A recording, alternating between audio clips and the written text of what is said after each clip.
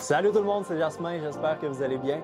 Aujourd'hui, on se retrouve pour une vidéo, comme je vous ai dit la semaine dernière, où on va discuter un petit peu plus de ma blessure, puis pourquoi aujourd'hui cette blessure a eu un gros impact dans ma vie. Dans la mentalité de beaucoup de gens, quand on a une blessure ou qu'on a une contrainte, on pense souvent qu'on est limité à ce qu'on peut faire puis à ce qu'on veut faire. Mais l'objectif de la vidéo d'aujourd'hui, c'est vraiment de vous faire comprendre que même si vous avez des limitations, vous pouvez arriver à un objectif puis continuer d'évoluer par-dessus celle-ci. Ça fait depuis mars 2020 que j'ai cette blessure, puis à peu près 90% de mon entourage ne sont même pas au courant que j'ai celle-ci. Pourtant, ça me fait une limitation sur mes déplacements, donc je peux moins marcher. Sur les activités que je peux faire, donc j'ai arrêté de faire de l'escalade depuis très longtemps. J'ai pas été monter de montagne, j'ai arrêté de faire du vélo comme j'en faisais avant, donc j'ai vraiment été limité sur beaucoup d'aspects de ma vie. Malgré ça, j'ai trouvé des façons de progresser et de continuer à évoluer. Et je veux vous expliquer comment j'ai fait ça. La blessure que j'ai est tellement rare que je suis le premier Québécois à l'avoir diagnostiquée. Tout commence en mars 2020 lorsque j'étais dans des cours de combat au cégep. Comme échauffement, ce que l'enseignant nous faisait faire, c'était courir en rond dans une pièce. Puis quand on est habillé en sport pour des sports de combat, on n'a pas de souliers. On est vraiment juste nu-pieds. Puis c'est des tapis là, d'à peu près 1 pouce d'épais, pas trop mou, juste pour dire que si on tombe, ça l'absorbe un petit peu les impacts. Donc le fait de courir nu-pieds 2 fois par semaine pendant des cours qui durent jusqu'à 2 heures, j'ai commencé à développer une douleur un petit peu avec le temps. Puis je me suis dit, voyons, c'est quoi cette affaire-là? Fait que là, je suis allé consulter des spécialistes au début. Je suis allé voir pour faire des orthèses. Je suis allé voir exactement, prendre des radiographies de mon pied, qu'est-ce qui se passait. Parce que là, mon pied, j'avais une douleur qui continuait de semaine en semaine à augmenter. Ensuite de ça, les orthèses ne fonctionnaient pas parce que ça faisait juste mettre un point de pression en dessous de mon pied où ce que je ressentais mes douleurs. Donc la douleur augmentait encore plus lorsque je les portais dans mes souliers. Ensuite, j'ai essayé des méthodes d'acupuncture. J'ai essayé des méthodes de physiothérapie, kinésiothérapie, massothérapie. J'ai fait des mois de renforcement par moi-même aussi pour essayer de redonner une force à mon muscle. Puis malgré tous les efforts, j'arrivais pas à passer au travers. La douleur restait tout le temps. Je voulais comprendre pourquoi. Je comprenais pas pourquoi. À 2 reprises, la douleur est montée tellement intense que c'est mon système nerveux central qui a pris l'impact. Puis mon corps, j'appelle ça qu'il a juste fait un crash. Mais il a vraiment fait un shutdown, puis il s'est mis à off, puis je me suis ramassé 2 fois aux urgences parce que la douleur était tellement haute que mon corps voulait plus réagir. J'avais des picotements partout, j'avais des palpitations cardiaques. C'était tellement pas agréable que mon corps a hyper mal réagi. Puis à 2 reprises, j'ai dû me rendre à l'hôpital en urgence accompagné de quelqu'un de ma famille parce que ça allait pas, ça allait vraiment pas. Donc là, ils ont fait des tests, voir si c'était pas quelque chose qui était relié au système nerveux, des radiographies au niveau du dos. Ils ont vraiment fait tous les tests. Puis en fin de compte, le médecin, ce qu'il me dit, c'est « Regarde, on a tout fait les tests, on comprend pas ce que t'as. Je sais pas ce que t'as. » Fait que ce qu'on va faire, on va te donner des antidouleurs, on va te donner des relaxants musculaires.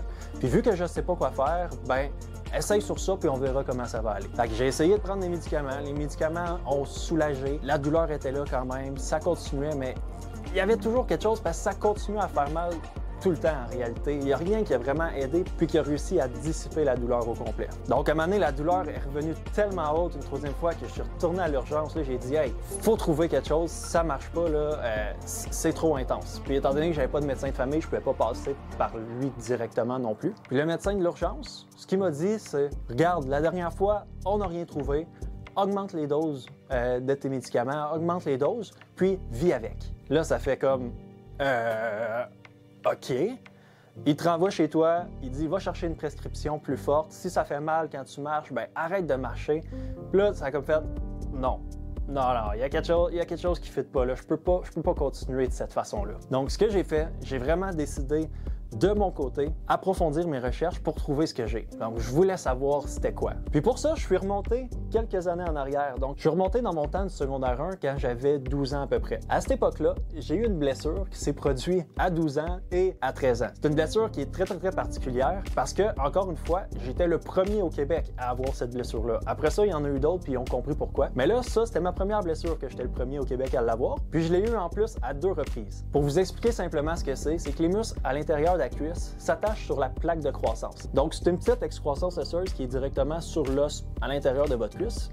Puis le muscle, normalement, quand on a une croissance qui est trop élevée, ben c'est le muscle qui déchire parce que la tension est trop raide. Sauf que là, ce qui s'est passé, c'est que le muscle était trop fort et l'os était pas assez fort. Donc au lieu que ce soit mon muscle qui fasse une déchirure, le muscle est parti avec l'excroissance osseuse qui est sur l'os. Donc on se ramasse avec un muscle qui est plus attaché à rien, qui se promène librement dans la cuisse, puis qu'il faut qu'il se fasse rattacher. Donc étant donné qu'il n'y a pas de chirurgie pour recoller l'os ou quoi que ce soit, j'ai été 2 mois alité, donc vraiment couché à rien faire. La première fois, ça m'est arrivé à ma première game de hockey de toute ma vie. J'en ai pas refait après parce que je me suis blessé comme ça, mais en m'étirant pour aller chercher la rondelle, ça l'a déchiré. Puis la deuxième fois, une autre chose stupide pendant les sports, c'était en kickant un ballon de soccer. Fait que j'ai kické puis j'ai fait « Ah fuck, ça vient de me faire la même chose de l'autre côté ». Fait que 2 fois, 2 mois alité, qui mène à un mythe qu'on entend souvent que quand on se blesse lors de l'adolescence, ça met un arrêt sur la croissance. Ce qui est vrai, mais il ne faut pas mélanger que s'entraîner et faire du sport met un arrêt sur la croissance. C'est vraiment les blessures. Donc, quand on est bien encadré, puis qu'on n'a pas de prédisposition à avoir des blessures, il n'y a aucun danger, faites-en du sport. J'ai juste pas été chanceux sur ça. Donc, pendant la blessure qui est reliée à une plaque de croissance, ma croissance s'est mise en pause, principalement sur la chaîne postérieure au niveau des jambes. Demandez-moi pas pourquoi, je sais pas. Mais ce qui fait que l'ischio-jambier, le mollet et toute sa prolongation au niveau du talon d'Achille puis ce qui se dirige en dessous du pied est trop court. Au lieu d'avoir long muscle, le muscle est plus court puis c'est les tendons qui sont super étirés. Donc ma blessure que j'ai eue il y a 4 ans, c'est une déchirure de la prolongation du talon d'Achille qui est juste en dessous du pied. Pourquoi ça l'a déchiré? Il y en a d'autres personnes qui ont la chaîne postérieure trop courte. Mais moi en fait, c'est que mon pied, il est arqué. Donc mon pied, vu qu'il est arqué, le muscle qui se situe en dessous du pied, chaque fois que mon pied fait une extension, le muscle vient s'étirer. Puis vu qu'il n'est pas assez long, le muscle déchire. Un coup qui a été déchiré une fois, chaque fois que je remarche par la suite, que je recommence à bouger, ben ça redéchire. Fait que c'est constamment en train de déchirer. Puis ça, malheureusement, c'est en dessous des 2 pieds. Donc ce que j'ai proposé au médecin de faire, ça s'appelle une élongation du talon d'Achille. Ce qu'il est allé faire, c'est qu'il est allé couper le muscle sur sa longueur, puis il a coupé le fascia, qui est la peau autour du muscle, pour relâcher celui-ci. Un coup le muscle relâché, les fibres musculaires, eux, ont un petit peu plus de lustre pour jouer, donc donnent une petite expansion de 2 à 3 cm, ce qui donne la longueur en dessous du muscle pour permettre une guérison, puis pour permettre que quand je vais remarcher, le pied, qui est encore arqué, on ne peut pas mettre un pied arqué puis le transformer en pied plat, le muscle en dessous soit assez long pour pouvoir venir se glisser. Comme ça, on évite les déchirures.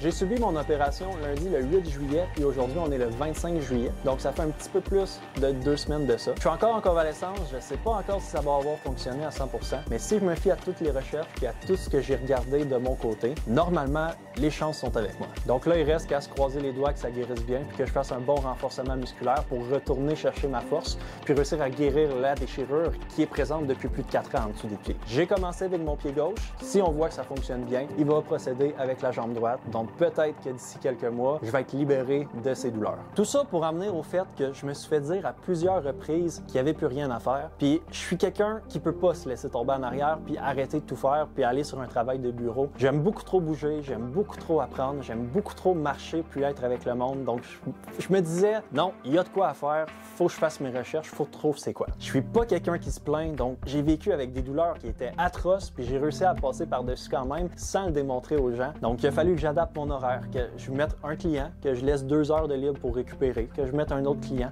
Je pouvais pas en coller plus qu'un debout parce que j'étais debout trop longtemps de suite, puis la douleur était juste trop intense. Donc ça fait 4 ans que j'adapte chacune des sphères de ma vie pour m'aider. Le fait de me dire non, fais rien, arrête de bouger, il y a rien à faire, t'es un cas perdu, c'est resté dans ma tête, puis moi je pouvais pas croire ça. Donc dans les dernières années, ma mentalité a énormément évolué, jusqu'au point où j'en suis rendu que mon objectif de vie finale, c'est de pouvoir aider le plus de gens possible qui sont dans cette situation-là aussi, mais qui n'ont pas nécessairement les connaissances et l'acquis pour réussir à trouver c'est quoi qu'ils ont. Je veux pouvoir créer un changement dans la vie de tous ceux qui sont actifs puis qui veulent un mode de vie actif.